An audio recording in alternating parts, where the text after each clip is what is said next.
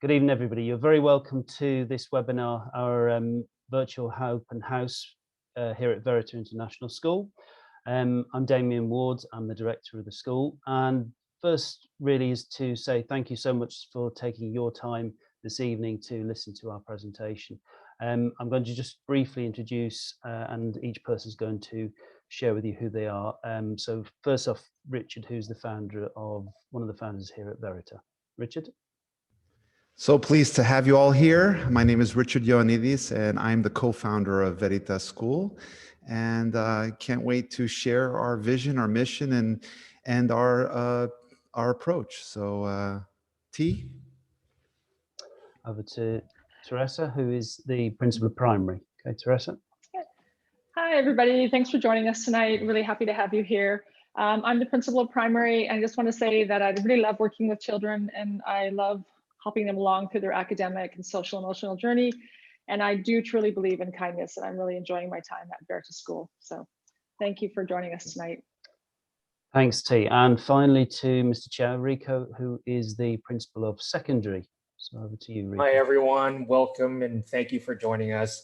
I'm very excited to share a lot of information about our secondary school, and I love working with teenagers, love working with students, and hope we can share a few things tonight. So thank you. Thanks very much to you all.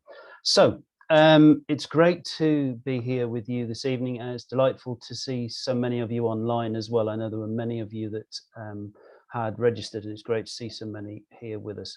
It's my great privilege to lead here at Verita. We are a growing school, and you'll see later on in this presentation how rapidly we've grown over the last 7 years. Mainly because we offer a different approach. You'll hear about that this evening, not just based on our academic approach, but also on how we learn and how the children learn, because we are co-learners in the process. It's not just the children who learn, it's us as members of staff and as a community of parents and friends of Verita that we learn together. The difference will be explored tonight through this presentation as to how we approach learning, and wrapped within that is SEL, the social emotional learning that is so important to our approach here at Verita. SEL is important because it supports everybody, the whole community. So even through COVID, Richard and other members of the school's support team worked and enabled everybody amongst the parent community to feel that they were connected in the way that the children were connected each day in their lessons. And that was really important for the parents as well. So it's an ever-changing world that we are part of, and we need to do this and embark on everything we do with a central word at the heart of everything we do, and that is kindness. And as we move to, Richard is going to talk about the vision and the mission of the school, and importantly about a big move for us in September. So Richard. Thanks, Damien. I appreciate it. Yeah, we're really excited. As Damien mentioned, the school has been growing exponentially in the last few years. We're so happy to announce that we'll be having a new home starting September. It's a definite upgrade to our facilities. We're roughly doubling the size of our classrooms. I think it's an upgrade in terms of the quality of our facilities. It's a primary building, early years and primary building, and a additional secondary building. We've also been able to contract lots of playgrounds, green areas for playing, and playgrounds and athletic facilities. So we really want to have a warm welcome in September and opening our doors and having you come visit us at our new campus. So that's a big step forward for Verita, and we're really excited about that to enter our new home. Next slide, I guess. Yeah, so the mission and vision, I think Damien alluded to the two pillars of the school, and I think the mission and the vision identify this in the sense that we have these two foundational pillars of the school that we all aspire to cultivate and grow. The first pillar is our academic pillar, which we are very much passionate about inquiry-based learning and project-based learning and experiential learning. And in the next few minutes, and in the next hour, you'll hear a lot more from my colleagues about what inquiry-based learning is and how is the Verita academic approach. And then the second pillar is the social emotional learning. And it basically emphasizes the fact that we have to develop multiple intelligences in children, that it's not just enough to develop the linguistic intelligence or the cognitive intelligence, that we have to have a more holistic approach. And there's so many other skills that children need to succeed, to thrive. So the social emotional learning, what I would say are maybe the soft skills of life, the life skills. Our children like to call it the superpowers. And so I think these are the two pillars of the school. And of course, that all can come into fruition with passionate and inspiring and qualified teachers who, is the bedrock of our school. So that's sort of the breakdown of the two. If I had to, very briefly in my own words, as a father of 3 kids in the school, and then of course I'll let the experts here go into more technical detail about it, but very roughly, if there are 2 things we'd like you to remember, are these 2 pillars. And so, COVID has just shown us how disruptive the world can be, how quickly the world changes, and that the landscape and the terrain is changing constantly every 2-3 years, with whether it's AI, whether it's the political landscape that's changing, whether it's the world changing as we see overnight with COVID. Our children who are now in the early years, who will probably graduate in 2040 maybe, or our middle school students who will graduate earlier and so forth, they're going to face a whole new world. And it's not enough just to memorize information. It's not enough just to have teachers didactically teaching up in front of the classroom. Information for us, we believe, is more of a commodity today. And that information's changing constantly. So for Verita, what we're really focusing on is how do we create problem solvers and critical thinkers for tomorrow, so that when they see this new landscape, it's going to be definitely a very new landscape. We can guarantee that. We know that it's going to look foreign and different and scary and challenging and exciting and passionate. So our children have to be able to thrive in this new environment, this new terrain, and quickly use their problem solving skills and their critical thinking to adapt and think out of the box and be creative. So I think Verita is really emphasizing on a real pragmatic educational approach, where we're really focusing on when the children leave school and they go out in the real world. We want them to swim. We want them to when they jump in the water, to swim and to thrive and to really do something with their knowledge. So I think that's a really important part. And you'll learn more about the IPC and the IMYC and what we're doing with the IGCSEs and the IBDP. So that our team here will definitely explain that in more detail. So I think that's sort of the slant we're going on in terms of our academic. And then the social emotional learning will go into more detail also with later slides that I'll be going into detail myself. So we'll go to the next slide maybe. Yeah, so I'll let somebody else take over the accreditation side of things. So I'll be back later. Thanks, Richard. Thanks very much. So this is a very important slide. We're very proud of the achievements we've made this year. The most important one of all of these is that we are COBIS patron accredited member. This means that we have been inspected not only for our quality of education and quality of approach in terms of teaching and learning, but also in terms of the safety and the security of the children in all matters, both health and also child protection. So we're very proud of that. That was achieved in March of this year. And we've also on a journey with CIS. Now, CIS is the Council of International Schools. We're a member of that body. We have our next visit in 2 weeks' time. And that will be a preparatory visit for our final visit and inspection, which is in about 18 months' time. So that is part of our learning journey as a community, as a group of teachers and learners and support staff across the school. ARACHEAP, obviously, we are accredited by through COBIS membership and accredited membership. We are ARACHEAP recognized in Romania, so that we are accredited as a school that gives a high quality education. Now, the question and answers section, I do apologize, I should have said at the beginning, we are recording this webinar so that it can be shared with other people, but there is the opportunity to have the question section at the bottom of your screen, and you can ask questions there. So the new campus is going to be located in Aviații, about 11 minutes walk from the Orovlaicu station, metro station. Is that right, Richard? Yep. Yeah, it's just if it's right after the Promenada Mall on the right-hand side next to Aviații. Again, it's less than a kilometer from Orovlaicu or the Promenada Mall, so minutes from there. So we're quite lucky to be so close to our current location and centrally located to public transportation. Super, thank you. And as you can see the rest of this slide, at Excel, we are an international GCSE teaching school, and we're also accredited to for students to sit the exams in our school for both IGCSE and international A levels. So if we have people that wish to do that, we can organise that for students from other schools or other settings. We're also, it says here, accredited fieldwork education members. That is, these three acronyms are going to be very important this evening. IEYC, the International Early Years Curriculum, which we teach to our youngest children from 2 years through to 5 years.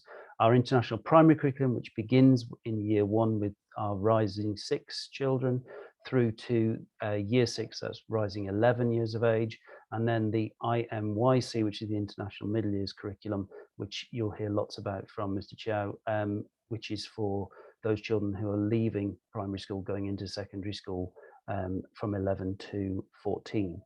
Okay, so we'll move on from there. The next slide, unless there's anything you want to add. I would like to add just that after that we have the IGCSEs, which are for the 16 to 18 year old, 14 to 16 year olds, a very British program that with an examination at the end of the 2 years at 16. And then we're very happy that in September, we'll be starting the IBDP from 16 to 18 year olds. We are having the IBDP. So our children will graduate with a diploma from the IB. So that's kind of like looking at the entire spectrum from 2 years old to 18. Thank you. And we'll be covering that a little bit later as well. You'll see that on the slide. Thanks, Richard.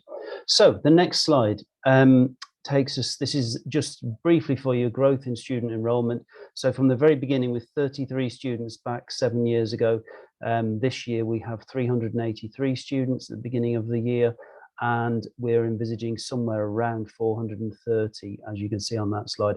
And the great part for us is that the retention rate this year will be 95%, which I think says a huge amount about the quality of the teaching and learning at the school, and what a happy place it is to be, and a happy place to be both a student and a member of staff in, and a parent actually. We're going to move now to the next section, which is all about what we teach and how we teach it. And I'm going to pass over here to T and Rico. Okay, off you go. Thank you. So at our school, we do teach the British curriculum. We do teach the national curriculum of England and Wales, and we're going to go through each of these sections in a bit more details with you. Okay. Great. So we'll just go to the next slide. So within our school, we do teach the national curriculum, and within that, we teach it using frameworks. So we have an early years foundation stage, and I think Damien talked about the primary curriculum, and we call it the IEYC. We have an international primary curriculum, which we will use, we call IPC, International Middle Years Curriculum. And then we have the EdExcel, which we just talked about, and we're moving into the IBDP. And just so you know, that universities worldwide recognize both the IGCSE and the IBDP for entrance into university. So it's very important to have that kind of curriculum in our school. Great, thank you. So we're going to talk a bit more about the IEYC, IPC, and IMYC. So what are they? So these are 3 international frameworks developed by My Fieldwork Education, which is actually developed by Shell in response to a lot of third culture kids, a lot of expatriate kids living in oil-rich countries, and they wanted to have a curriculum that was more relevant to them. Learning about British history from the national curriculum of England and Wales was not necessarily 100% relevant to their context. So My Fieldwork responded with Shell to create this international framework for the National Curriculum of England and Wales. So hear me out. So when people ask us, do we do the British curriculum? Yes, we do. We do the National Curriculum of England and Wales. The only difference is how it's delivered, okay? So if you look over here, the national curriculum serves as the foundation, serves as the, let's say, engine of the car. And the exterior side is branded and it's delivered through the framework of an international framework, the IEYC, IPC, and IMYC. So what the framework does is it really internationalizes and turns the somewhat dull British curriculum into something that's very engaging, creative, and inquiry-based. Okay, thank you, Rico. So I'm just going to talk a little bit about the curriculum and how it works, and then we're going to get into a little bit more detail in a little bit farther down in the presentation. But basically, there are like three main components to the curriculum, and we talk about the student, the subject learning goals. So that's what we want the students to know, the personal goals, and students do set those personal goals. And then we have international learning goals. So these are all really important parts of the curriculum that we're doing. So I'm just going to get Rico to move to the next one. I'm going to talk about each one so that you have a better, clear understanding. So in the first one, we have personal goals, and there are 8 personal goals in the curriculum. This is the IPC, IEYC, and IMYC. So the goals are there to lay a foundation for students to build up the qualities and the learning dispositions that we need to thrive in a global society, and to get them prepared and ready for the next steps in education when they're heading into their exams and going to IB. So for example, if we were looking at say as a collaborator, what would a collaborator look like? And we break it down for the students, and it's broken down in the curriculum with the IPCs, for example, where we look at the students' group and teamwork and learning. So are they contributing to the various groups to achieve a goal? Are they, is a child considering how both their own and others' activities combine to achieve a shared goal? And we also look at leadership. So we look at the child's ability to volunteer and to be part of the leadership goals within the personal goals. So that's sort of how the personal goals work, and each one is broken down. So that's just an example of what we break down for, say, collaborator. So thank you for that one. I'll go on to the next one. So the next one is our subject learning goals. So the KSU is knowledge, skills, and understanding. So the students have knowledge that they need to know. That's the information that we need to give and learn. The students also need to have a skill and something that they have to practice. So they have to practice in their learning as well. So like in science, maybe using the science lab and using the different components of the microscope and learning how to do experiments. So that's the skills, but the knowledge that they need to have. And then applying that knowledge to an understanding. So how do we understand? How do we make connections? And how do we make connections? And how do we take open-ended tasks and bring it all together? So it's really important that we assess each one differently, because when we assess our knowledge, we assess it through maybe tests and quizzes. We test our skills differently, and our understandings aren't really tested. They're kind of assessed through showing your application. So that's kind of what we're talking about when we say the subject learning goals. So I think next slide. There we go. Thank you. Rico. Right, so this is to put it within the framework that Rico mentioned just a few moments ago about this international element to the curriculum. It's very important, because if I were to ask questions of you now, if you were able to interact with us directly, would you see yourself as internationally minded? Would you know what that would look like? How would you describe it? How can we define it? And what is global citizenship? What is it to be globally aware, but also to be a member of that global community? So these are elements that we teach the children, we explore with them. And as it's got here with these bullet points, that it's about developing them with a sense of identity, that they have a home. That home may not be where they're currently living, but they have a home, they have roots, but those roots can be developed by living in different countries, by visiting different places, etc. And because of that, they develop that open-minded approach, that adaptability, a respect for other people, for their cultures, beliefs, for other races, etc. It also helps their students to become aware of and celebrate diversity and similarity, that they can communicate ideas, communicate their feelings, their emotions, and express themselves properly, and that they have a respect for those opinions and ideas that may differ from theirs, but are deeply held by other people. And finally, and this is a part we'll hear again, is that they actually put those into practice, that we do things that make the world a better place. Because going back to the mission and vision of the school, we are not here just to gain for ourselves. We are here to make the world a sustainable place that is better for our time having lived on it and in it. So these are important aspects, and these are intrinsic to the IPC, IEYC and IMYC, and to being part of Verita. Okay, Richard. I'm right here. So social emotional learning. Just as you have a national curriculum of England and Wales that has objectives, and you have objectives and milestones and benchmarking for math and science and English, we have a social emotional learning curriculum.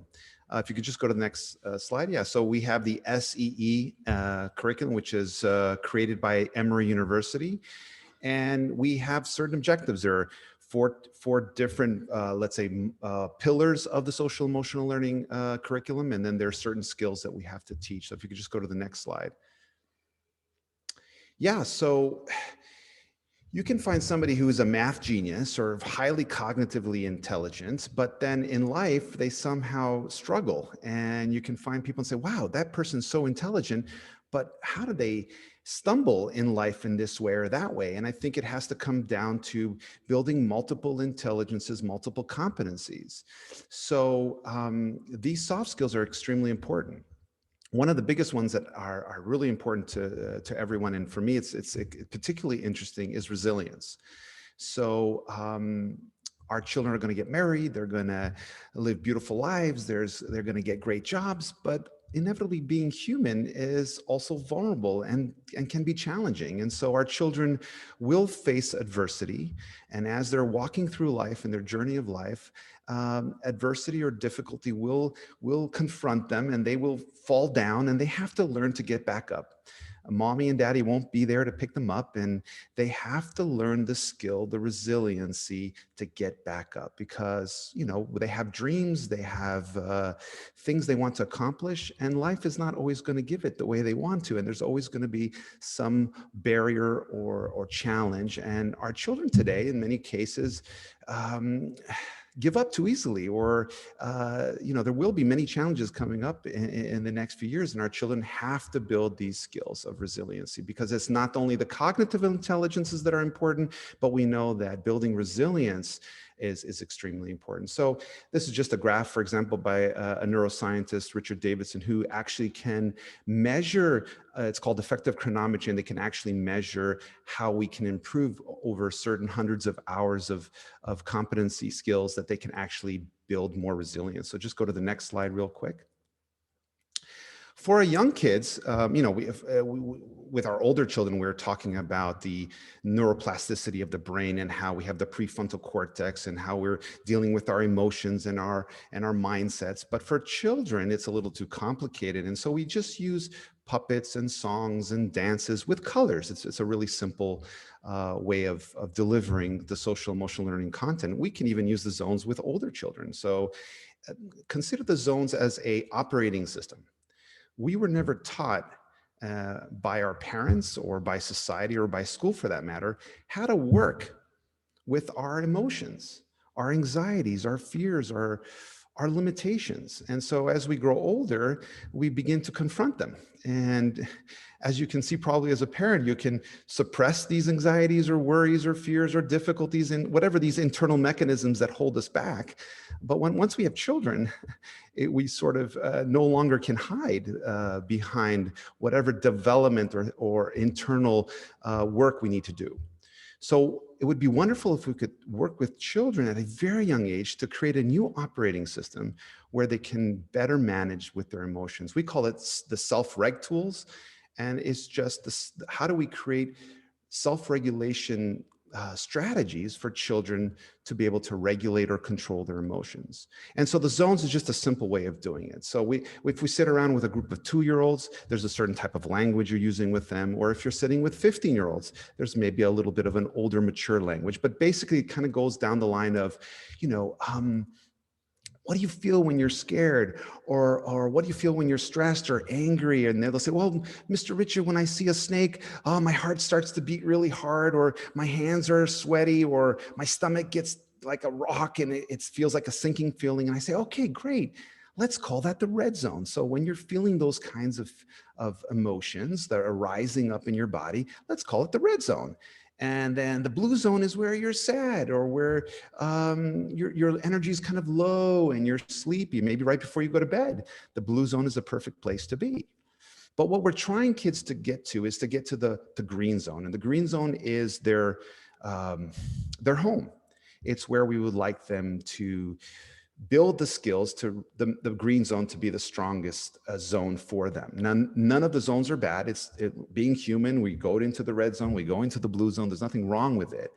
But we can build the green zone to get stronger. And the green zone is where we feel happy, where we are competent, where we are feeling confident, where anything is possible, where mommy gives me a hug and I feel safe, where daddy gives me my favorite ice cream and I feel good. So it's that place where we feel really comfortable in our bodies. And so when our children, or when we as parents or adults are in the red zone, can we provide some skills, some strategies of how to go into the green zone?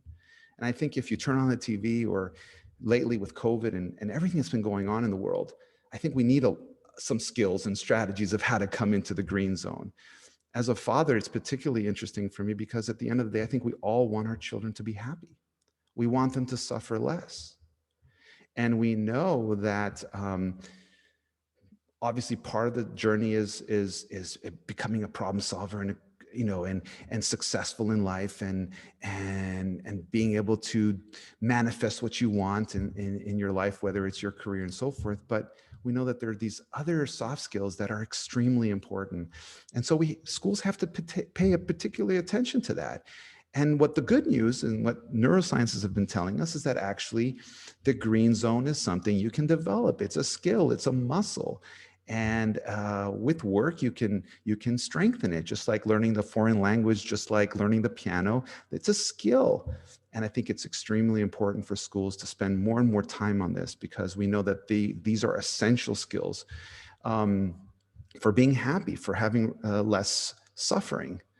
I have many fathers who come to me and say, well, Richard, that's all fine, but math and science are the most important. I don't want time taken away from math and science for social emotional learning. And I would say that actually through social emotional learning programs, academic performance goes up by 11%. There's a wonderful, many studies being done by different organizations. One of them is the CASEL.org, where basically we can improve focus in children when they're in the green zone.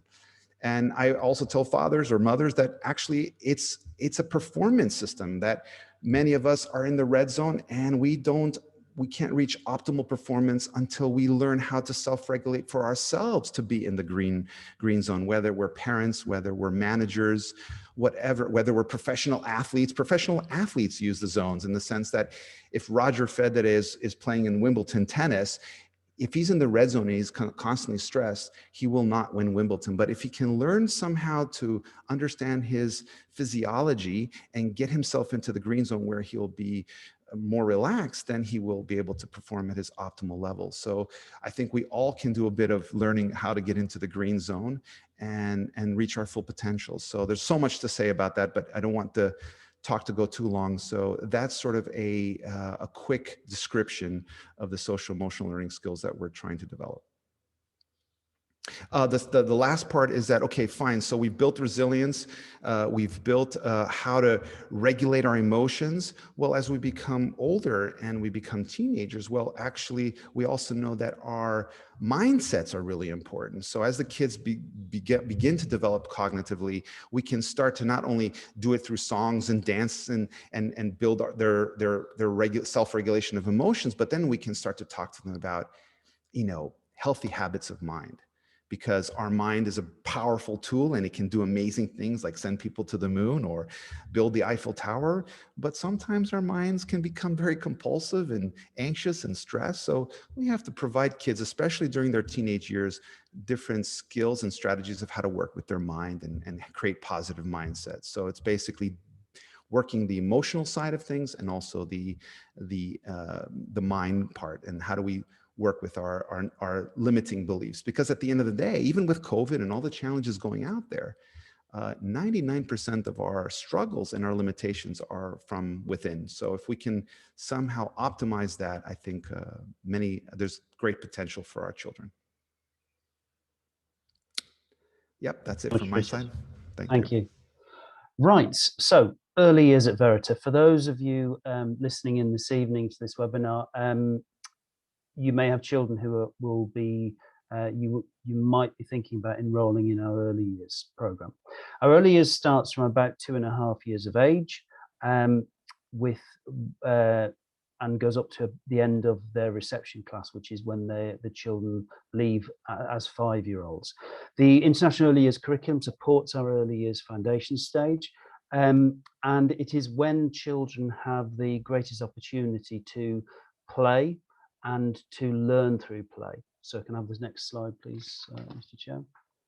So what is the early years stage? It's a time when children have the opportunity to really bond with each other, to learn about what their needs are, to learn about how they can participate together with their newfound friends, to learn about turn taking, especially if they are maybe the oldest child or the first child that you've had. They learn an enormous number of skills very rapidly in school. And obviously, for some of you, if English is not your first language at home, they're going to learn English. They're going to learn lots of words very quickly. And being as they are so young, they're like sponges, their minds. They take on every new opportunity and every new experience and mold it into the superhuman beings that they are as they grow and develop from 2.5 through to 5. So this supports their development. It supports their self-care, and obviously we care for them if they're still at that age. Obviously, they may well be still in nappies. So we are all trained and able to support all of their health needs as well as their educational development and needs. And it helps your child get ready for school for when they are 5 years of age, moving into Key Stage 1 in the primary section of our school. And it's also key to building in them those skills that Richard has talked about, that resilience, that understanding of being, which zone are they in. It's taught from a very young age in school to support the children to have a real clear understanding of how they feel when they feel good, when they feel that they're in that green zone. Okay, so let's move on to the next slide, please. So this is a time for enjoyment, as I said, a time to learn English, a time to enhance their phonic knowledge, their understanding of how sounds are made and what they mean in English, and to enhance, in particular, the children's understanding of wonder and awe, the amazing things they can see in the world around them, both with you and with us in school, at home, on holidays. They are fascinated by the tiniest things. And I'm sure if you've got young children or you've had them at some stage when they were younger, they'll have asked you questions and you've thought, I don't know, I've got no idea what the answer is. And that's the time to explore with them and learn together. So the 4 themes of the early years curriculum, it's about being a unique child. They are special, not just to you, but to us as well. But within that group of children, they are each unique, but they have a responsibility to build positive relationships, not just with each other, but with the teachers and the teaching staff and support staff. They are there to build positive relationships with your child, but also to build positive relationships with you, because you are part of the triangle. Mr. Chow will talk about this later. The triangle of learning, which is your child, us as teachers in the school, and you as their parents, because that triangular relationship is key to the most powerful elements of learning that are possible. The third part is an enabling environment, a space in which it is safe, which helps the children to activate their curiosity, to make them want to learn more and more every day, to make connections, and then to learn and develop fully as small children to begin with, but hopefully into the great adults they're going to grow into. So the stimulus and the activities that they achieve and learn from are going to support that learning development.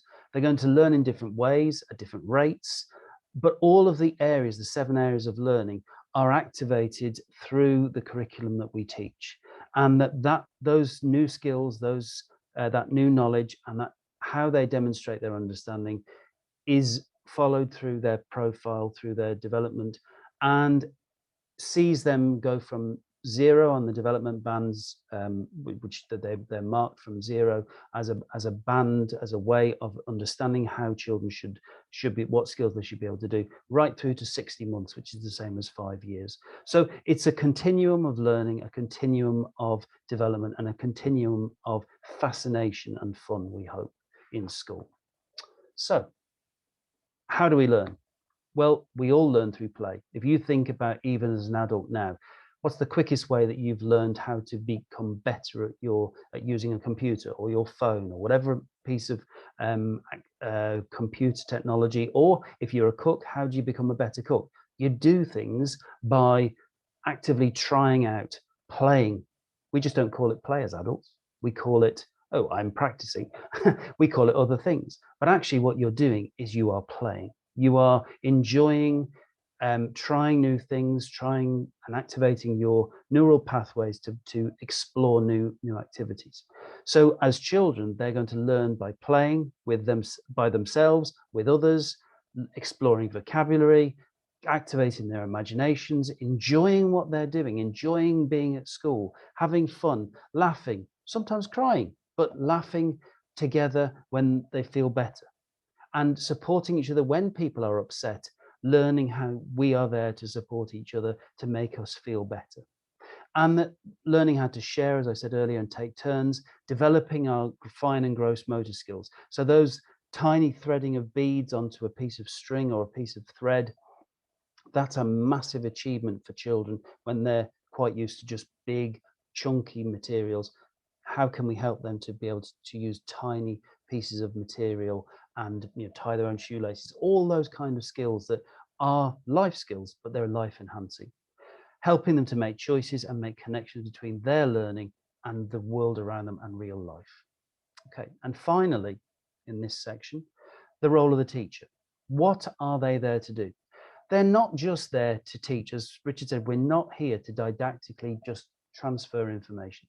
We are here to be the facilitator, particularly with these early years children, but throughout the school, to facilitate learning, to watch, to step back, to not always want to intervene, to let the children learn by making mistakes, by playing, by adding the wrong type of equipment sometimes to a task, letting them do it and letting them learn and make their own discoveries.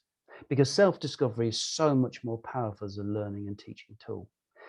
We have a very good teacher to learner ratio. There's 2 staff in a room with a maximum of about 16 children, and it enables the environment to allow for more individualized learning, to help with age appropriate activities and materials, and guide the children towards those key milestones I've talked about.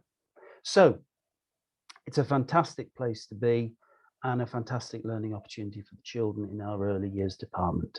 So we'll move on now to the international primary curriculum in our primary years with Ms. T. Okay, well, thank you, Mr. Damien. I just want to say hi to anyone who just joined late, and just to let you know that I'm Teresa Fry, the primary principal, and I'm here to share with you our IPC International Primary Curriculum and what we're doing. So I'll just get Mr. Chowdhury. There we go. So if you look at the circle that you see on the screen, it's an inquiry circle. So how do we learn? So we learn through a cycle. And so what I'm going to do is I'm going to describe the cycle to you as each slide as we go through. I'm going to describe the entry point. How do we enter into learning? And then what do we do with that knowledge? And then we're going to keep going into another cycle of reflection, research, and recording. And then how do we exit out? and celebrate our learning. So what does that look like through the program of IPC, our International Primary Curriculum? So I'll go to the next slide. So an entry point. So if you look here, there's a picture of students, and the picture itself gives you a lot of information. So if you're looking at the picture going, well, you know, what could these students be doing? Well, this is what we would call an entry point into learning. So there's an activity that's involved, and it sets the students up to learn.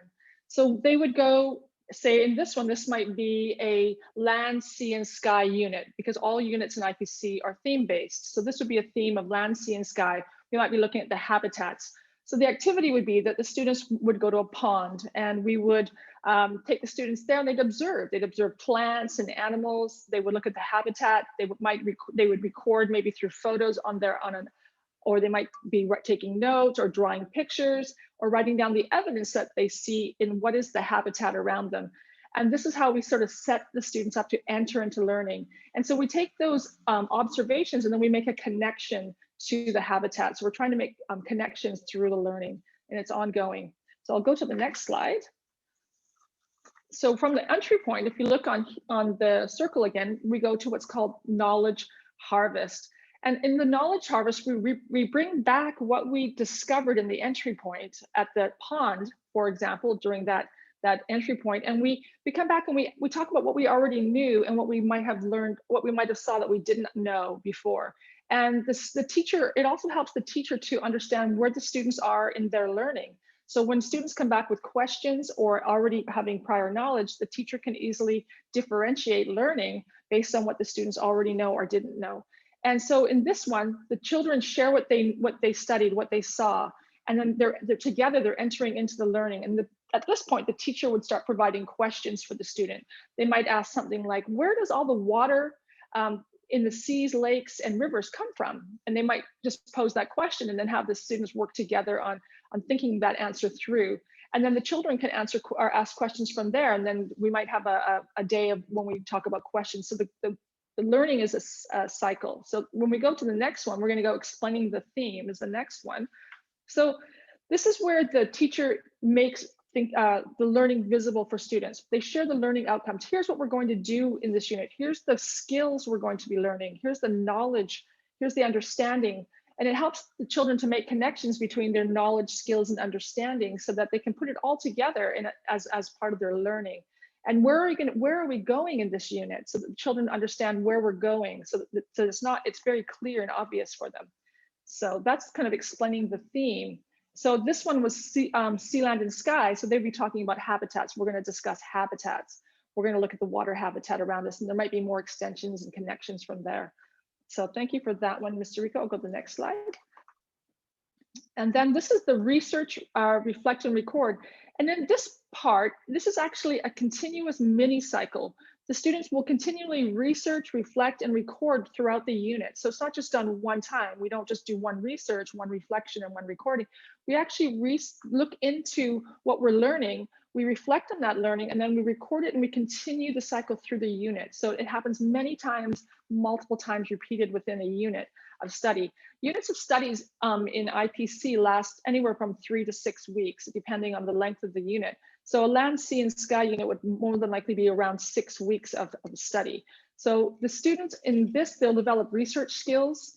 They'll look at photos and looking at what do you see in those photos, because this is data, this is evidence. These photos right here provide a lot of evidence to us, and we show them, teach them how to look at just photos as evidence, or we look at maps, music, we do interviews, we do experiments for science, and then we record what we see. So the students are recording the learning, they're interpreting what they're learning and what they're seeing, and then they're reflecting at the end, and they're making connections to what they might see. So land, sea, and sky, they might make connections to plants and animals and birds, and how that all might affect the habitat in the water in the pond. So what do we see inside the pond? How does the birds have a part in that? So that would be kind of, and then students also look at their metacognition. How do I think? How do I learn as a learner? And we do reflections on our own learning. So that's, thank you. Next slide, thank you. So coming back, coming back to the inquiry cycle. So we went from entry point to knowledge harvest, to explaining the theme, to the continuous cycle of reflection, research, and record. Now moving into the exit point. So I think there's one more slide for exit point.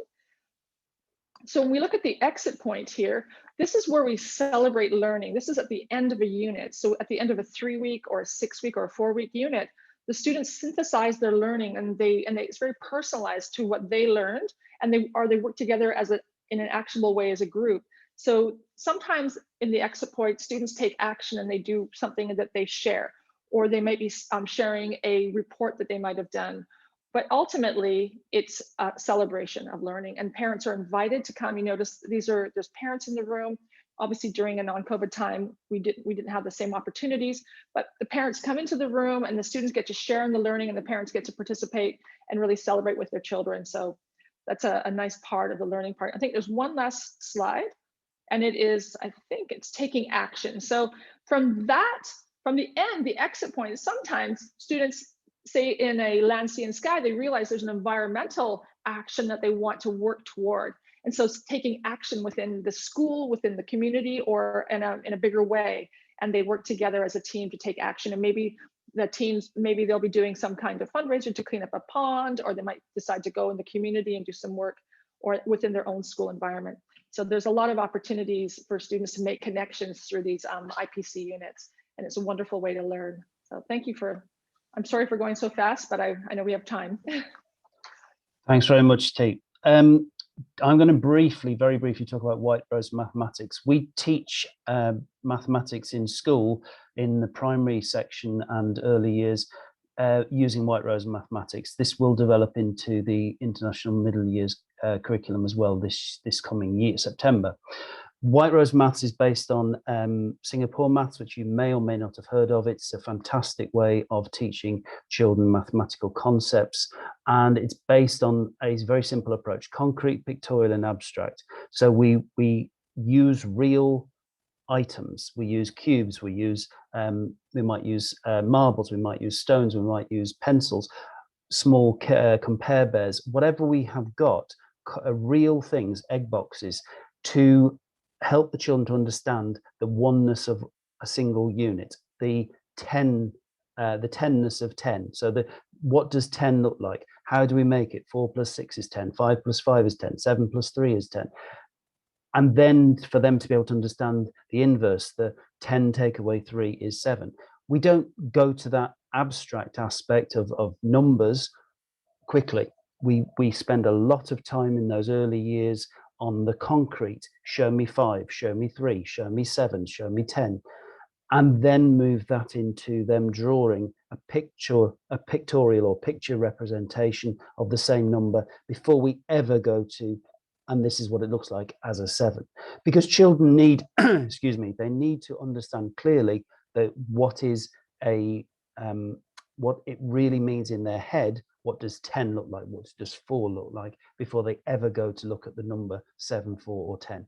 And this is proven in research that this helps to secure in the children's minds the ability to see later in life the 70 plus 30 is 100, and the 7 million plus 3 million is 10 million, because they have that absolute certainty and of understanding of the tenness of 10 and what makes 100, what makes 50. So there's lots more I could talk about. And in fact, I could do an hour easily on mathematics. It's one of my favorite topics, but we'll move on from there. So the next slide is about the journey. And I would just add one thing that people might wonder: why White Rose? In the sense that the Singaporean math program has led the world in the last 10 years, either coming in first or in second place. I was doing some research on it, and basically we use the Singaporean mathematical methods, which has been adapted through White Rose for the national curriculum of England and Wales. But the reason why we're using it is because within the last 10 years, it has consistently outperformed over 80 other countries and either come in first or second, including the UK and the United States. So it's really, the data's out showing that this method is really, really relevant and effective. Absolutely. Thanks, Richard. Thank you. So this is just a very brief diagram about the educational roadmap for every student. So from early years, using White Rose, the international years curriculum, and which delivers that UK curriculum to the children, and learning through letters and sounds to learn how to read using a phonics program, And you move along on that journey into Key Stage 1 and Key Stage 2 using the International Primary Curriculum, White Rose Maths, moving then into and using inquiry-based approaches such as Mantle of the Expert and preparing the students for the International Middle Years Curriculum, and then eventually for the IGCSE programme and the IB, the International Baccalaureate. Okay, if we flick to the next one, please, Mr. Chair. And here is an expanded version of the Key Stage 3 and Key Stage 3 and 4 and Key Stage 4 curriculum. These Key Stage we talk about, they're just a UK version of from 11 years of age through to 14, from 14 through to 16, and then from 16 through to 18 in the IBDP program. So just to give you an idea of how that journey moves through the school from 2.5 years of age right through to 18 when children leave us. Okay, thanks, Mr. Chair. Over to you. Great, thank you very much, Mr. Damien. So I'm Mr. Chow, I'm the head of secondary. If you've just joined up, welcome. And I'm gonna tell you all about our secondary school and how that really, the primary program, the early years program, feed all the way up into the secondary. So there's a few things that I wanted to really emphasize that was dealing with when teaching teenagers and dealing with teenagers. It's so important that you value them, you see them as individuals. And this is why relationships are really kind of the key aspect to educating teenagers. And relationships is the forefront and the grounding to deliver great lessons, to engage these teenagers into doing something useful with their learning and taking action. Another thing that we also focus a lot on is their brain. The teenage brain functions very differently than someone in early years, someone in primary. We can have a whole webinar on this, which we have, but it is very different in terms of how you support the teenage brain. They are going through a lot of changes, severing a lot of neural connections, making new connections, keeping what's relevant, discarding what's irrelevant. So it's so important we teach things in a meaningful way. And we really focus on developing lifelong skills for these learners. And having these skills that will help them succeed in the 21st century is so key to the curricula we chose, the way we deliver our curriculum, the cell aspect. So all of these really are designed, and we've chosen these very carefully to provide all our students and the secondary students a way forward, a way into the future for the leaders of tomorrow. And one of the most important aspects is actually the relationships we have between students, parents, and teachers. And I'll talk a bit more about that. And I said it earlier, it all starts with relationships. I'm a firm believer in, especially in the secondary stage, that relationships are everything for teenagers. They need to know you care about them. They need to know that you actually hear what they're saying, not just listening in the sense that, yeah, you can talk, I'll listen, but actively listening. Really, they need to feel that they're treated like adults and feel that they have a new sense of responsibility. I'm a firm believer in that. It all starts with relationship in the sense that one can have the leading edge educational philosophy, pedagogy, but if they don't have the relationship with students, especially secondary students, it's going to be tough. And this is why we place so much emphasis on building these relationships, especially within CEL, and teaching these students how relationships work, how to be resilient, how to conflict resolute. Relationship glues everything together in the culture of secondary. But also, we would talk a little bit about the teenage brain. There's 6 really key aspects when we're talking about the teenage brain. It's making meaning, interlinking learning, taking risk, their peer group. Sorry, parents, unfortunately, peers' opinions are more influential than adults' opinion when teenagers are going through this change. Student agency. Teenagers need to have this sense of freedom to know that they can make choices that impact their own learning, impact their own lives. And one of the really key elements of supporting the transition of teenagers is actually from primary to secondary. So from year 6 to year 7, we do a lot of work in terms of preparing year 6s to transition to secondary into year 7 on a regular without COVID, this would look like in the form of year 6 having transition days, in year 7 having a buddy set up with a year 7 student, having a full day of secondary classes. So a lot of these things are really in place to support the teenage brain to yield very engaging and educational lessons and program. Of course, when we move into secondary, there's a lot of assessments, all right? Assessments and grades. This is a part of secondary culture and at times can be very daunting, especially for new secondary students. But when we're in secondary, we don't just focus on learning as within primary and early years. There's something we really focus on is the approaches to learning, ATLs. And ATLs is a very, very important part of Verita. We don't just focus on teaching students the knowledge of a specific curriculum. We really want them to learn how to learn. So approaches to learning is broken up into these 5 kind of domains. And these are really the how-tos for learning, okay? And I think oftentimes there's this little disconnect between students not being able to, let's say do well on an assessment. Well, they might be actually be lacking in research skills, and this is something they need to work on. So approaches to learning is another key area that we really focus to develop and help students to learn how to learn, okay? Not just what to learn. I always like using this triangle because this defines very clearly how the school works in partnership with the child and with parents. And this triangular relationship is really the key to the success of the child at school, of their academic achievements, of their social achievements, and so forth. And this is why we place so much emphasis on communicating with parents, ensuring that you're well informed, communicating with a child to know that, let them know what they're doing well at, what they need a little bit of help in. So this relationship, this triangular relationship, is one of the fundamental elements to ensure success for all our children at Verita. When we move into secondary, they have a lot more responsibility. At secondary, we use a BYOD, a bring your own device. Secondary students do a lot of learning on the computer, but this doesn't mean they don't write, because we know the importance of balancing that out.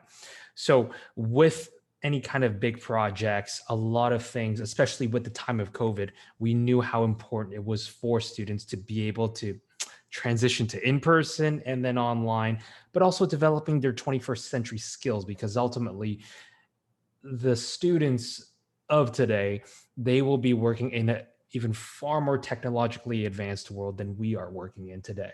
So we know the importance of developing digital citizenship, digital competencies, being able to navigate and be technologically apt in order to be successful in the world of tomorrow for them. I do want to emphasize that they do still write a lot in class. So copybooks are still used. We really make an effort to balance out the time they're on computer and the time that they're doing journal prompts, specific writing activities in class. So we really make it sure to keep a balance of this. And when we talk about learning, especially all the way throughout to secondary, we really focus on inquiry-based learning. Oftentimes, a lot of curriculum are designed to fill these students with knowledge as if they're empty vessels. But in today's world, we know how important it is to teach students not what to think, but actually how to think. They're going to be faced with a lot of different misinformation, especially on their social media and so forth. And it's important they learn the critical thinking skills that will help them decipher what's true and what's not. What's the credibility of the author? How valid is this website? How reliable is this news source? It's so important we teach them that. And this means teaching them to question. This means questioning them and teaching them through guiding questions so they're allowed to analyze and think what is actually true and learn through their own trial and error. Okay. So when we do inquiry-based learning, we focus a lot on some of the things that you see here: project-based learning, a lot of collaboration, self and peer assessments. Being able to reflect and find out what the students need to improve on is a key part to improvement. We also have exit points for the year 7 to 9, and there's a lot of exhibitions such as art exhibitions. And when we talk about the year 12 and 13 DP program with CAS and so forth. So there's all these opportunities for students to really learn through their own lens, okay? So in secondary, we have 3 curriculum. From year 7 to 9, we have the International Middle Curriculum, the IMYC, which just fits from the fieldwork education. In the year 7 to 9 stages, this transition period from primary to lower secondary, it's really a time for these students to grasp the skills that they need to succeed, especially when they get to year 10 and onwards. So in year 7 to 9, the International Middle Years Curriculum, it's really focused on concept-based learning, skill-based learning. So rather than teaching students, you need to memorize these specific dates of World War II, they might be instead learn about how to research. How do you actually write a research paper? How do you actually write a bibliography? So the skill aspect is far more important than the specific dates and content in year 7 to 9. Because when they move into year 10 to 11, the Edexcel International GCSE, this 2-year program, this is a very content heavy program. This is the program where they're going to learn a lot about the specific dates of World War II, the specific ways to run labs and so forth. They're going to learn a lot about Shakespeare and so forth in English, because when they leave year 9 and head into year 10, they're going to need the skills such as essay writing, research skills. They're going to need these skills to actually tackle and access the content in year 10 to 11. So year 10 and 11 is a 2-year program, IGCSE. It's an international program. Edexcel is one of the largest UK examination boards. And this is one of the main reasons why we chose it, because we know that Edexcel is a very reputable exam board offering international recognition and exam-based. So when these kids, secondary kids, go into year 10 and 11, they're building up their foundation with the content. So they have the skill first in year 7 and 9 to actually access the content in 10 and 11. Because when they leave year 10 to 11 to year 12 and 13, they go through the IB Diploma program. And the IB Diploma program is really a marriage of the content and skills. So you can kind of see the progression that we chose these curriculum very carefully for the purpose of having the end in mind. The International Middle Years Curriculum, IMYC, is for the year 7 to 9 curriculum. And as I talked about, it's really skill-based. And if you look at this little picture over here, because in secondary, they have subject-specific teachers, it's much harder to simply have a theme such as the IPC and be able to just say, oh, we're going to talk about, we're going to have a unit on chocolate. It's going to be much harder to connect to.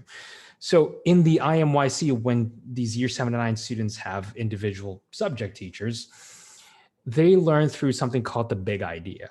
So this, for instance, this is a big idea. It says, when people work together, they can achieve a common goal. And this is a collaboration unit.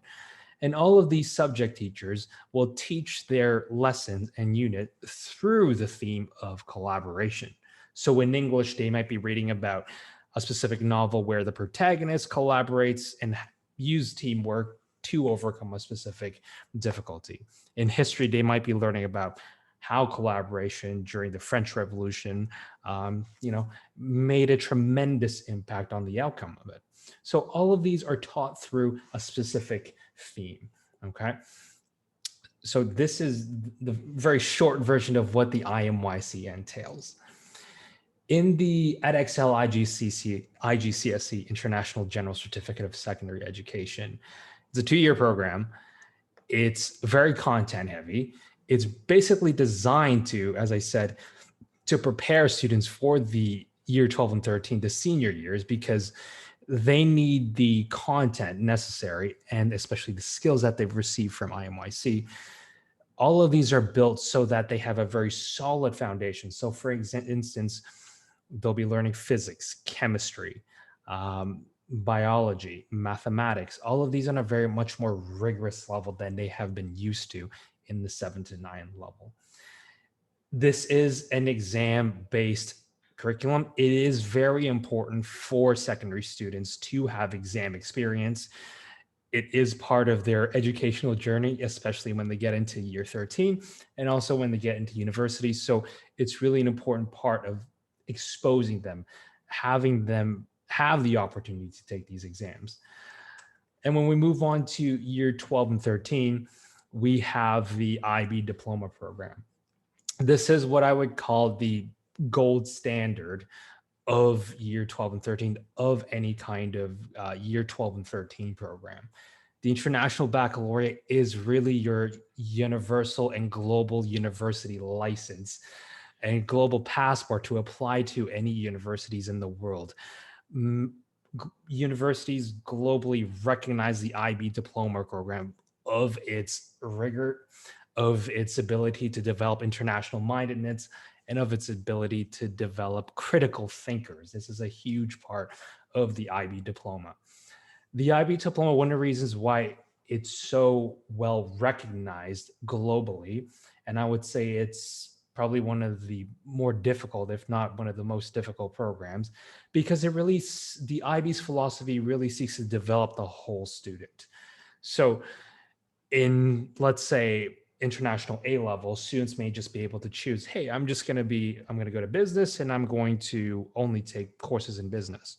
Well, the IB understands the importance of developing the whole child, that they might not be able to make the best decision in terms of what they want to go into in the long run when they head into university, because how often have we heard of friends or other students where they head into university after their first year, they realize, I don't like this. It's so important for these students to have these competencies, which is why the IB Diploma program requires students to take one subject from each of these subject groups. So it makes sure that they are well-rounded individuals. Something to also mention about the IB Diploma is that some of the courses with higher level courses, they are taught in a way that is very similar to a university level. So when students have certain HL courses, higher level courses, they're able to use these as first year university credits. So this is also a very big selling point of the IB Diploma program. Besides all the academic and all the core subjects, the IB Diploma program also has 3 really important components. The first one is TOK, the theory of knowledge. Basically, it's a very philosophical course. Really teaches students to think about, how do I know that? What is true about this statement and what's false about it? It's really getting students to think about the information they're consuming and how they know that to be true, how they know that information was collected. And then we have the extended essay, the EE. This is a 4,000 word research paper, which really is an opportunity for students to be exposed to what university college level writing is. So it's a 4,000 word 2-year program. It's almost like somewhat of a master's thesis for these students. And this is a core part of the IB Diploma. And the last one is the Creativity, Activity, and Service, the CAS program. And this really requires students to step beyond their focus of the academic and make sure that they're putting back into their community. They're doing something creative, whether it's art, music, they're taking action, whether that's playing a sport, and also service, giving back to their community through service learning. So I know I just went through a lot of information, but the IB Diploma requirement is really the end of the curricula, where it really takes students beyond what a normal program would be able to. So it's a really well-recognized program, which is difficult, but is 100% worth it, in my opinion. I hope that was useful. I'm going to pass this back to Richard. Thank you, Rico. Very informative. I think it's really also important as a school to build community, and to stay close to the leading cutting edge approaches that are happening in education. So two things that we do is we, pre-COVID, of course, we were inviting leading thinkers in education for events that would take place in Romania, and where we would invite parents. But more importantly, we would bring these leading educators to help us train and do programs within our school. So for example, John Hunter came, he created this thing called the World Peace Game. If you see him on TED Talks, he has millions of views, one of the top views on TED Talks for education. And he has this amazing game called the World Peace Game. Again, it's really ties really well into our experiential project-based learning. So we had a conference here, but also John Hunter spent a week with our students, and more importantly, after working with the students, sitting with our teachers and training them and working with them. We've had neuroscientists come here. We've had people come from the Mantle of the Expert, which is using drama and theater to teach the national curriculum.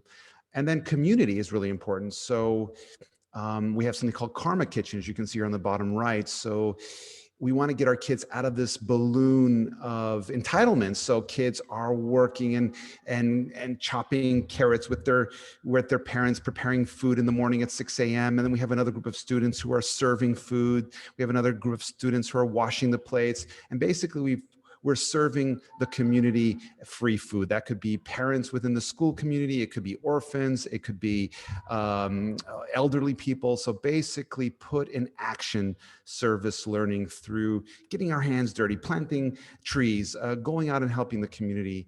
And that can also be very well tied into the units that we're learning through the IPC or the other stages of education. So we have so many other activities we're doing. It's the dance of kindness and different trainings and webinars for parents. So there's just a lot of things that we're trying to do to build the community.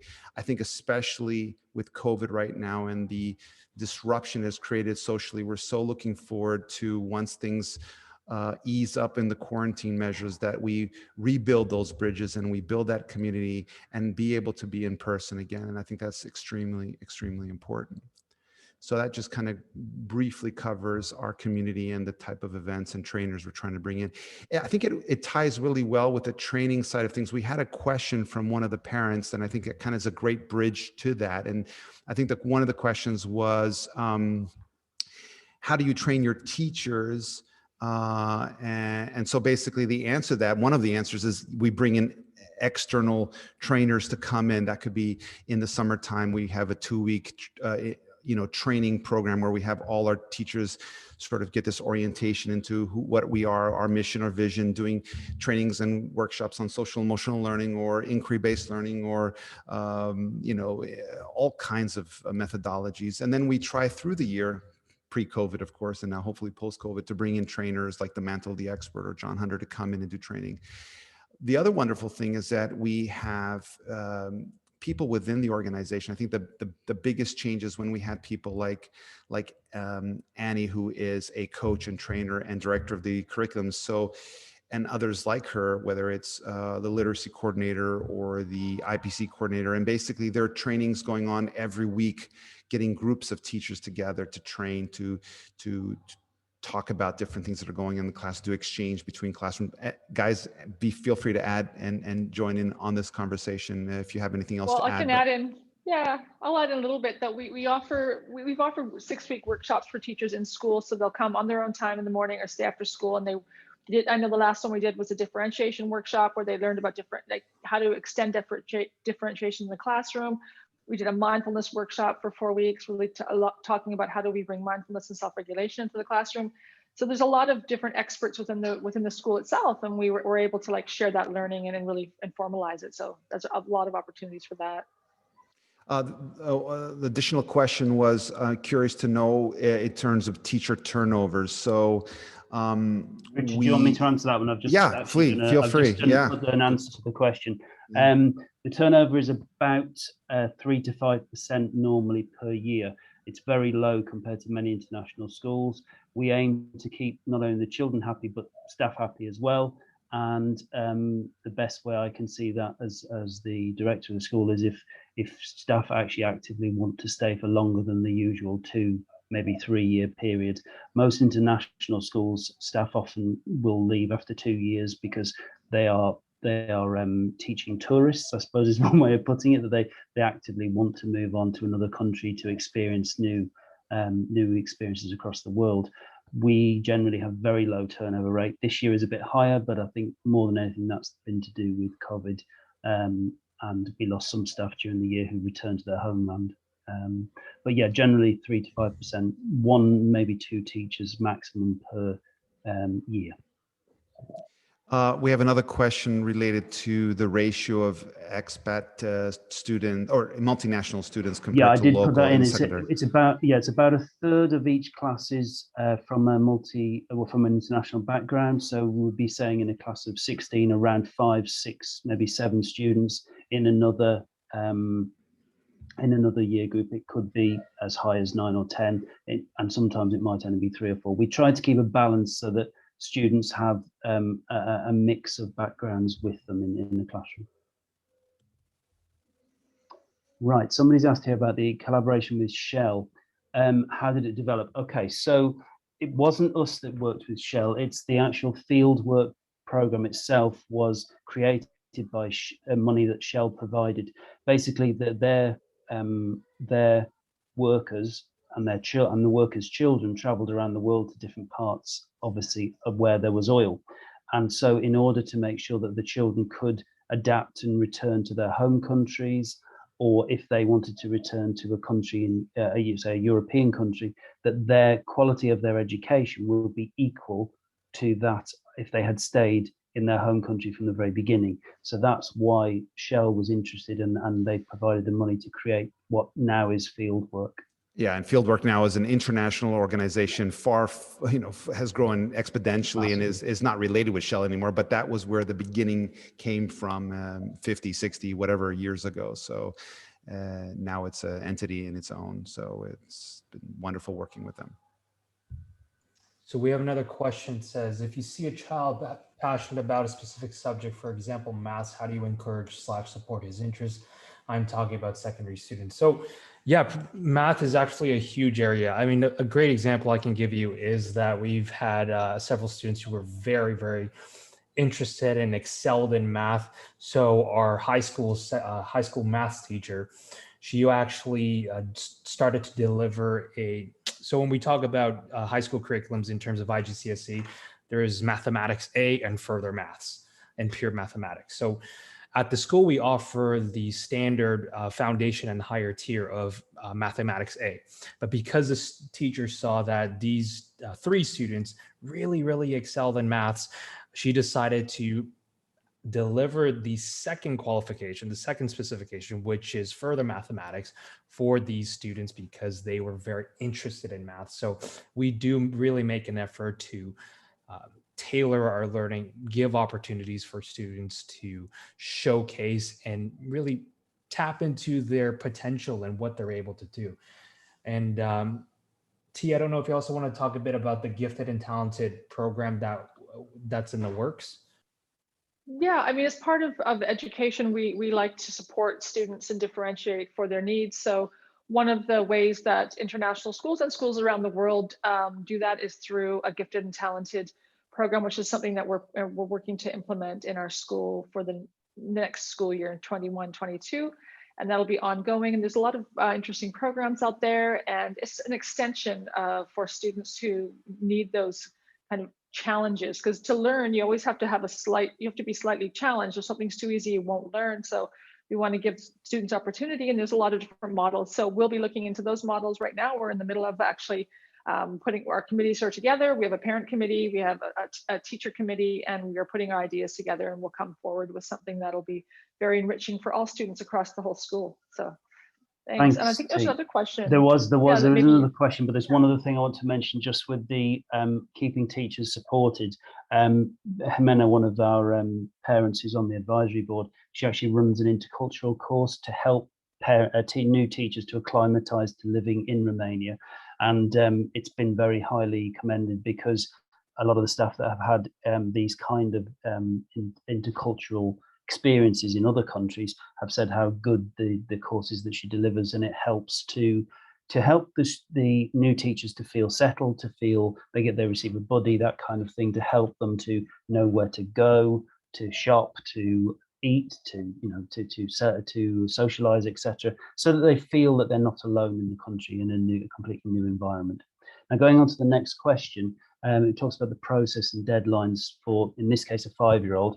For 5-year-olds up to 7, we don't have entrance exams as such. What we have is we like to invite the students who want to come to school for a day, maybe day and a half, for a trial session, so that they can see how do they find being in that area, in that place, in that classroom. What do they like about school? What do they find challenging? Anything like that. And it allows us then also to assess, which year group is best for your child, etc. And also that it enables you to get a good feeling about the school through that trial period.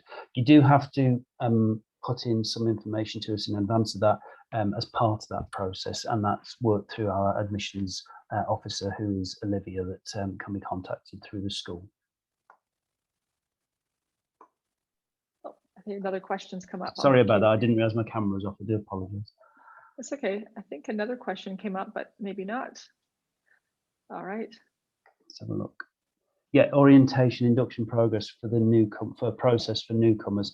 Right. So we initially, for new members of the school, what we do is we make sure that they are given a buddy, a bit like we said for the teachers, so that there will be a child in the class when a new child starts who is kind of their buddy, helps them to know where the toilet is, where to go at break time. Obviously the teachers, depending on the age of the child, they'll be supporting that process as well, but it's in order so that the students all feel secure and safe and happy. In terms of starting out, obviously in a new class as well, if they're particularly young or older, apart from the buddy system, we also make sure that classes have some students that have, let's say, for example, going into year 1, we will have a group of students that have already been in school for a year, maybe 2, maybe even 3 years. They would be separated out into smaller groups so that they can then assist in that acclimatization of new students coming in. And obviously, if students only speak their mother tongue, whether that be Romanian or other languages, we support them.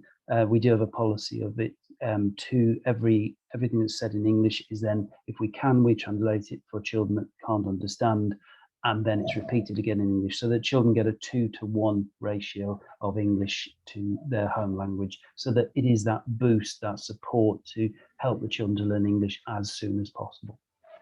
I think it's so important when a new child's coming into a new school, new children, friends, new teachers, is to feel safe. And I think through the social emotional learning program that we have, and especially our mission and vision, it's all about the kindness, the empathy, the compassion. So a school with a heart where children feel safe, where they feel seen. And so I think that's a real particular emphasis that we have. And I think that helps with the transition than just be another number in the classroom in a huge school. So I think that sort of strong relationship and connection is so important to who we are.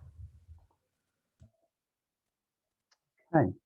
Any other questions or queries? I think 2 more questions came up. What are the main challenges in delivering additional services to Romanian children, and how do you make sure bullying situations are quickly identified, and how do you approach such situations? Okay. I'll cover the Romanian. Maybe go ahead, maybe they're alluding to the fact that, first of all, being a school that's recognized by Accredited, I don't know if this is what the question is alluding to, but I'll try to. I think it's an important factor, anyways. Verita is accredited and recognized by Accreditation, which allows students at any time during their journey. For example, we had a child who had to go because of COVID, because of economic issues, had to go back into the ministry, to the state school system, and being part of Accreditation allows these children to go back into the Iranian system if that were to be a problem or an issue years to come from now. The IBDP is also accepted and accredited by the Ministry of Education. So getting into Politehnica or ASE or other Romanian universities, the IBDP is accepted, and you don't have to take the Romanian baccalaureate. The IBDP would be sufficient. Now, the biggest issue here is the language. So we offer, the National Curriculum of England and Wales requires you to take a second language, and we offer language, like French, but we highly recommend Romanian families to not take French, for example, take Romanian, because we don't want their English language to be at a high level and then their literacy and grammar in Romanian to be at a lower level. So we offer several times a week Romanian in school with Romanian teachers and Romanian curricula. And then we also offer after-school Romanian language classes for sort of an intensive Romanian. So that offers a sort of a seamless, easy way for Romanian students to go back into the university level, or for worst case scenario, if they would have to move into another city in Romania, they could easily go into the state school system. I'm not sure if that actually answered the question, but that's one of them. Bullying situations, I'll answer this one. Or the question was about how do we make sure bullying situations are quickly identified, and how do we approach such situations? We, as part of our child safeguarding procedures and policy, we have an anti-bullying policy. We follow that rigidly. So if something comes to our attention, or another student tells us that somebody is struggling, tells their teacher, we have a set approach. The student will be supported that is suffering from the bullying, but also the student that is actually doing that bullying, if it were to happen, they are brought in, and we'll talk using, again, the strategies from the CEL program, using the different aspects about resilience, but also about caring and kindness for each other. And we use that approach to actually touch the nerve with the bully and the person that's been bullied, separately, obviously, to really get to the bottom of why this has happened, and how does it make them feel, and how would they feel if this happened to them, etc. So that we take it from the point of view of this is our opportunity to help the child to learn how to become a better individual, a better person, to be less likely to re-offend and do this again. And then for the person that has suffered the bullying, it's about support, it's about counselling, it's about helping both sides to become better people and to come out of it in a stronger way. And so for the person that's been bullied, it's about giving them that level of support that they need, the level of comfort, really, and kindness, and also saying to them, look, you are a valuable member of school, you're worth, more than anything that they could have said to you, and that this is the right approach to move forward. We then also will monitor this and to record it, and then obviously involve parents at the appropriate times to support the process for both sets of children.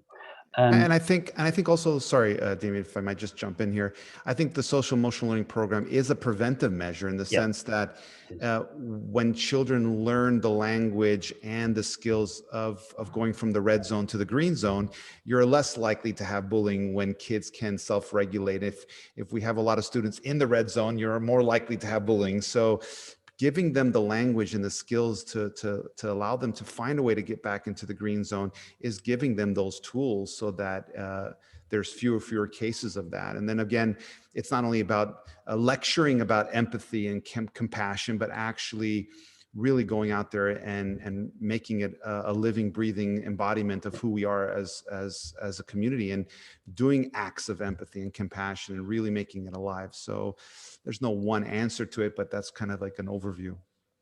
Rico, and just to let you know, the counselor and I know that Mr. Link and I have gone into the classrooms to teach anti-bullying and kindness, like not so just about kindness and what is anti-bullying and how do we care for each other, just so to be preventative. So, and we have discussions, and then we ask for actions of kindness, and we have the sharing, and we do that all the way through the school in the primary. So we do take action, and we do take preventative measures through our CEL and social emotional learning, as well as through extra sessions with students, because we know that this is a topic that can come up for children, and we really want to support and teach children. If a child does bully, it's best to teach the child, what happened, and reteach our concepts of kindness and self-regulation and emotional learning, so that they can understand what happened for them as well as being a bully, or if you were bullied. So there's all kinds of sides to this that we really do address.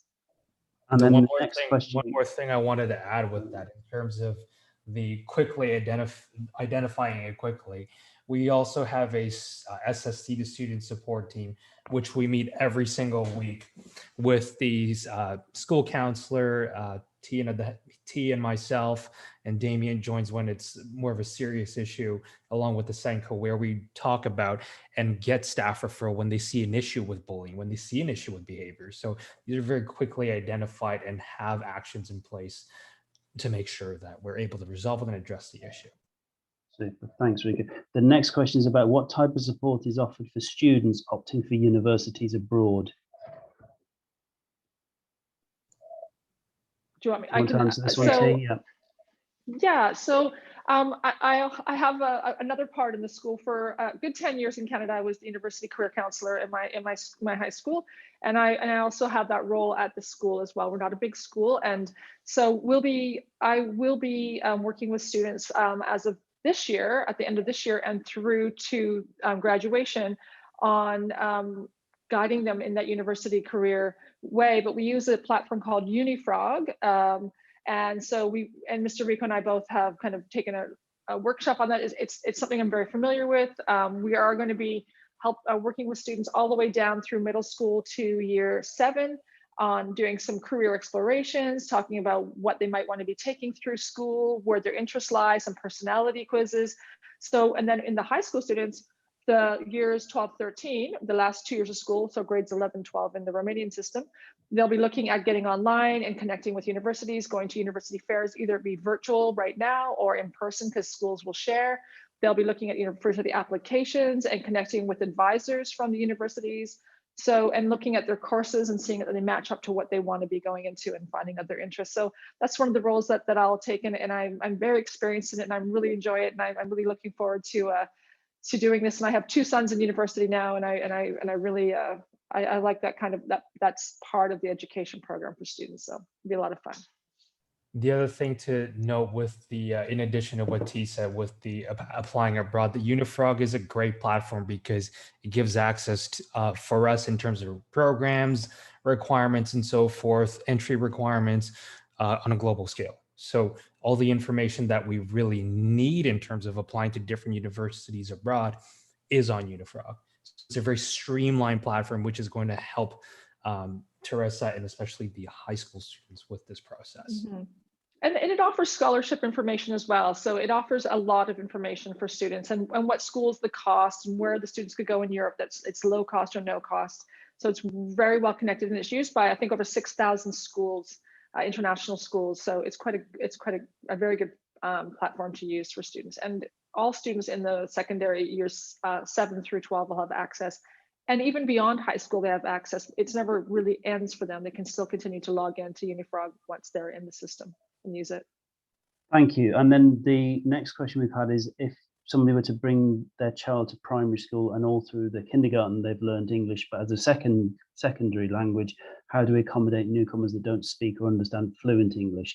I think, as I said earlier, that because we teach students in English first, but then we will repeat it if it's remaining in their home language, because one of the staff in the classroom, even if it's an international teacher, a first language English speaker as the class teacher, then the teaching assistant will be Romanian speaker or vice versa. So what happens is that no child is left behind in that respect.